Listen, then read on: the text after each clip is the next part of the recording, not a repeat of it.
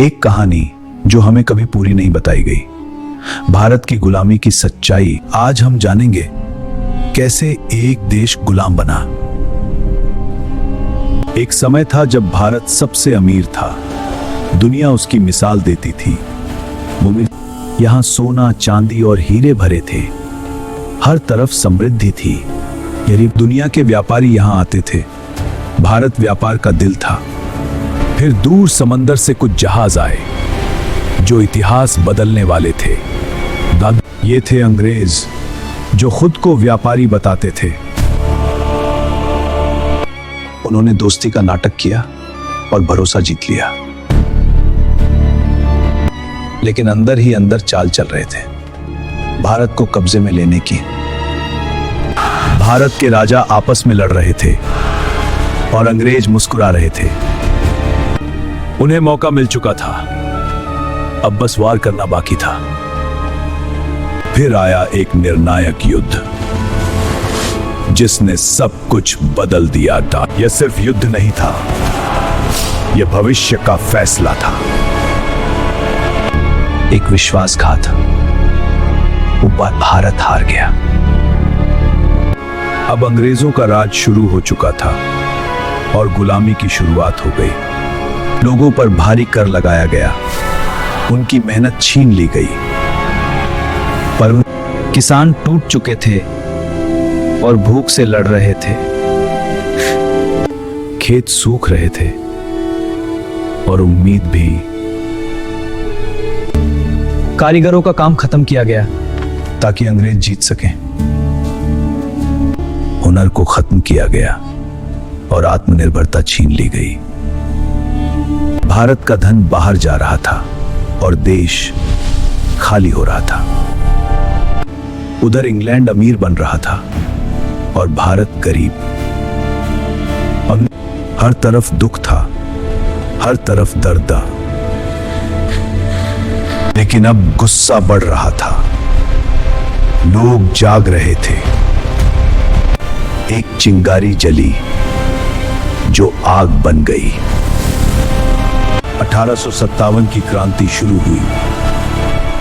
आजादी की तहलील लगोरी रही। लोगों ने जान दे दी, लेकिन हार नहीं। अंग्रेजों ने इसे कुचल दिया, लेकिन डर गए। गुलामी और गहरी हो गई और दर्द बढ़ गया। अब उन्होंने शिक्षा बदली ताकि सोच बदली जा सके। लोगों को धर्म के नाम पर बांटा गया और नफरत फैलाई गई। लोग एक दूसरे से लड़ने लगे और अंग्रेज जीतते गए। गुलामी अब दिमाग में थी और लोग मजबूर थे, लेकिन उम्मीद बाकी थी और लड़ाई जारी थी। नए नेता सामने आए जो आजादी चाहते थे और अब लोग चुप नहीं रहना चाहते थे। आवाज उठने लगी थी। हर गली में विरोध शुरू हो गया, हर दिल में गुस्सा था। अंग्रेजों को खतरा महसूस होने लगा। स्थिति हाथ से निकल रही थी। जो आवाज उठाता उसे जेल में डाल दिया जाता। जेलें भरती जा रही थी, लेकिन हिम्मत नहीं टूटी। परिवार टूट रहे थे, लेकिन हौसले मंद थे। कहीं शांतिपूर्ण आंदोलन थे तो कहीं संघर्ष भी। अंग्रेजों ने गोलियां चलानी शुरू की और निर्दोष मारे गए। सड़कें खामोश हो गईं, लेकिन दर्द गूंजता रहा। हर बलिदान ने आग को और बढ़ाया।